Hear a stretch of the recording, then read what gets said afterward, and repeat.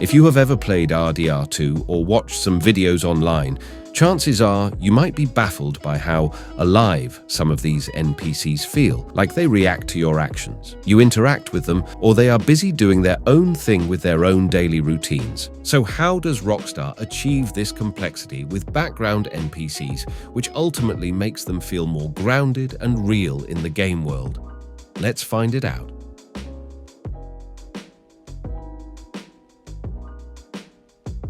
But first, let's talk about the AI of this game. Games like RDR2 can use a combination of techniques to achieve complex behaviors for NPCs. This can include using state machines for transitioning from one state to another, behavior trees which determine decision-making, and flexibility based on various interactions, scripted sequences, etc. States can be many things like standing idle, walking, drinking, playing an instrument, riding a horse, etc. Behavior can be the responses the NPCs make when the player gets near them or interacts with them. I don't need no part of this. No, don't do this. Now, only AI alone can't make NPCs realistic. The other things that complement the AI to create a sense of realism are also things like animations, voice acting, navigation, etc. So first, we will start with animations. Animation is a technique used to create the illusion of motion in video games. Without talking too much into the technicalities, basically there is a 3D model, then animators add bones and joints for controlling the character, and from there they either handcraft the animations or use motion capture data from live actors. RDR2 uses motion capture for its animations, including for horses too. On top of these animations, Rockstar uses Euphoria ragdoll physics to give the NPCs and the player character some weight in their actions. This is kind of sandwiched between the scripted animations and will activate when you are falling or punching someone or colliding with other NPCs. You can check Stylized Station's video for more detail on this. Also, a nice touch to this is that some clothes in the game have their own physics, and the hats also fall if you push or get pushed by NPCs. Overall, as per Rockstar, the game boasts over 300,000 animations, and that is a lot of animations. Now, since the characters are animated, the next thing is adding voices for them. I'm just looking to pass, that's all. Voice acting is the process of recording different dialogues by various voice actors for the game's main story, side quests, and NPCs to add emotions and personality to their character. There were over 1,200 voice actors for this game, which recorded over 500,000 lines of dialogue, some of the highest in a video game ever. Actually, a lot of these lines have been made directly accounting the player's actions in various scenarios. This can include the player holding a weapon, doing weird things, being far from a mission NPC, killing or punching people, etc. Now, after the process of recording voices for the animated models is completed, the next thing is adding movement to these NPCs to traverse through the world, which brings us to NPC navigation. NPC navigation is usually a hard thing to perfect. There's too many things to take into account, but usually game developers use two systems in harmony. First, there is NavMesh, short for Navigation Mesh. It is a 2D representation of a 3D environment that is used to assist with pathfinding. It is a mesh of interconnected polygons that defines walkable surfaces within a game or simulation world. Then there is pathfinding, which is the process of finding an optimal or near-optimal path from one point to another in a given environment. Now, how do both of these systems work together? Well, pathfinding algorithms, such as A*, Dijkstra's algorithm, or others, use the information provided by the nav mesh to determine the optimal path from a starting point to a destination. The nav mesh defines where NPCs can move or climb, and the pathfinding algorithm operates within these constraints to find the most efficient route. One advantage of nav meshes is that they can be updated more efficiently mid-game if an obstacle is introduced along the path, rather than recalculating the entire pathfinding graph. You can see in this video how NPCs try to get around an obstacle in the road. Now we can move on to talking about the interactions with NPCs in RDR2, but before that, we also need to know about their interaction range.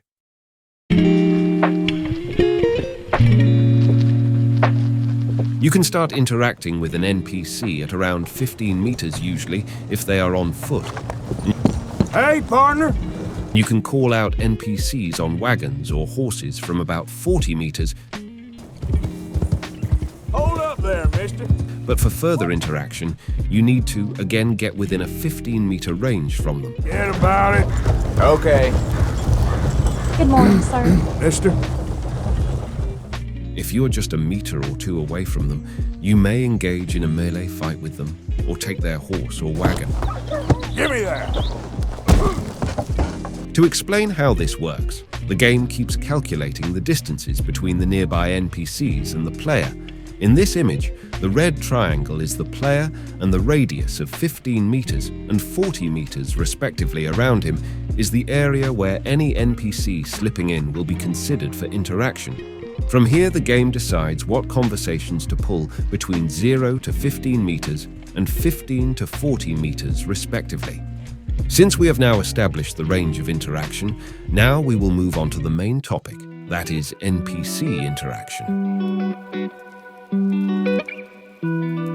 Now to interact with an NPC, you need to press and hold the L2 button on consoles or click and hold the right mouse button on the PC to lock on a specific NPC for interaction. As soon as you do that, you will see 3 buttons popping up on the lower right corner of your screen. Depending on the state of NPCs, these options might be slightly different, but generally we will start with rob, greet, and antagonize. Rob option allows the player to attempt to steal from the NPC.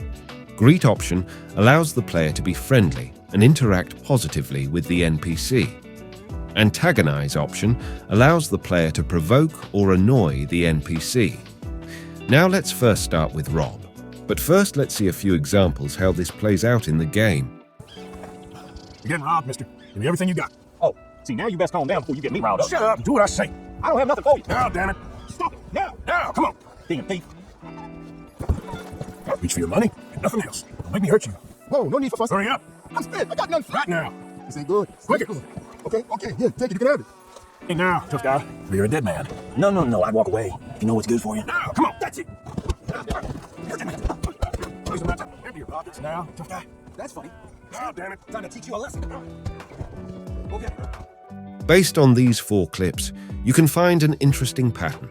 The NPCs which were unarmed opted to surrender their money to Arthur, but the NPCs which were armed got into a fight with Arthur. Now, how do I know which were armed or not? If you manage to see a weapon holster in one of the NPCs' waist, they are armed, which establishes the fact that the fundamental response between unarmed and armed NPCs are a bit different. Well, what if we introduce a new thing to this equation, which is Arthur displaying his weapon openly for robbing? You can see how things go based on these 4 clips. Hey, now what you pulling out? Empty your pockets, mister, and you can be on your way. Oh, please don't. Now. None of that. Damn it. Faster. Hi, it's yours. That's it. I need all your money, my friend. You got a big problem. All right. There's no need for firepower. You got about 1 more second. Just take it. Workers' wages. Money, tough guy. Now, shut up and do what I say. Slow down. Come on. Right now. Fine. You want something? Take this. This is bad. Empty your pockets now, tough guy. You best hold to that iron pronto. This ain't a goddamn choice I'm giving. Let him go. So what do we see now? In the first 2 clips, nothing much changed. The unarmed NPCs will still give you money, though sometimes they might say something related to your weapon, like in the second clip. But we now see 2 varied responses by armed NPCs. From what I've found, if you catch an armed NPC off guard and simultaneously pull out your gun along with rob option, they will submit to your demands. But if they are watching your moves before you gave them threat, they will fight you. But what if both the armed and unarmed NPCs are in a group or near other NPCs? Well, this happens. Pay me what you got, mister, and you won't get hurt.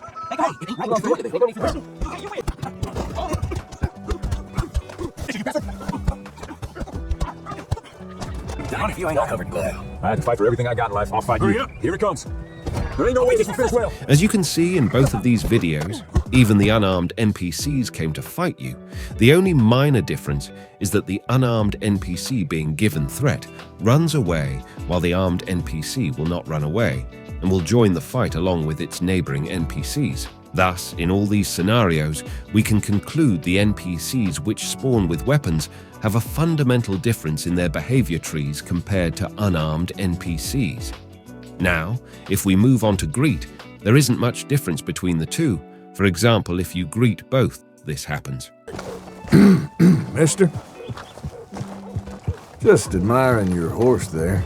Thanks. Hey there! Hey there. However, in some cases, the armed NPCs will give you bad comments on your first greet, after which the greet button turns into a diffuse button, once again highlighting how armed NPCs are just different in their behavior. Oh, also, the first greet is time dependent. There's chances half of the greets you do in morning time are saying like morning mister, good morning, etc. Morning to you. If you move on to pressing the greet option for the second and third time, this happens. Hey, mister. Peaceful out here, ain't it? Is that so? Well, don't let me disturb you. So long. Good morning, mister. Nice people around here. Anyway, didn't mean to disturb you folks. Bye now. I have to say, life is pretty good. That's good to hear. Well, let's hope it continues, huh? You take care now. You can see varied responses by Arthur for his second and third greets. The third greet is usually where a conversation ends. Also, a nice detail is that Arthur greets a group of NPCs in words like fellas, gentlemen, etc. Let's take a look at antagonize now. If you press it for the first time, the NPCs just become wary. If you press it for second, we get 4 different responses from both armed and unarmed NPCs. Let's take a look. Let me take a look at you, tough guy. Now I've heard everything. Oh, see, you Come ain't on, tough then. after all. Keep up the hard work. Shut it. Leave me be. I'm out of here. You're annoying me. This is not a game Hey, you want. shut it. This is how you die if you don't back down. Oh, look at you. Pathetic. I don't give a damn what you say. I ain't finished. Come on, then. In some areas of map, though, if you mistakenly use antagonize, you will be attacked by multiple men. One such area is the industrial part of St. Denis. Piss off one NPC, and an entire army will come to attack you.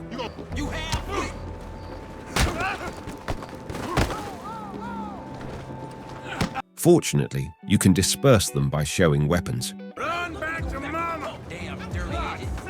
These 3 options aren't the only ones you can actually interact with an NPC. There's other options, but covering all of them will be too much for this video.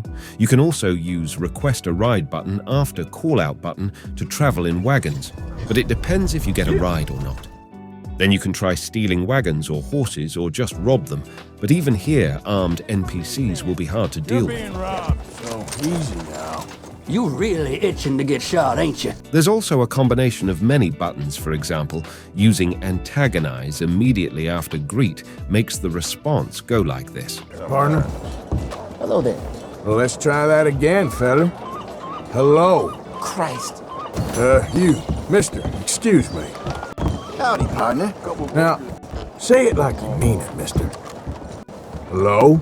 Yep, howdy there. If you press antagonize after pressing the greet button for 2 times, you will find some funny comments from Arthur. Not a bad town you got here. Yeah? Except for the fools who live in it. Just wish today was over already. Oh, hell. You're the latest in a string of idiots I've encountered. Or instead of pressing any button you can follow, or just stare at NPCs to make them go uncomfortable.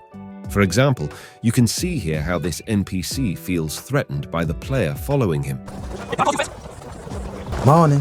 What they done to deserve you all over 'em? Last but not the least, if Arthur is drunk, his threats aren't taken seriously. I need some money. Give me some. Placing this. Your turn for the bad luck. Now to summarize this whole 8 minutes long segment showcasing various interactions and behaviors of NPCs. The thing is, RDR2 is using a lot of conditions, and based on those conditions, it fetches dialogues appropriate for that condition, while also sensing and changing the state of NPCs.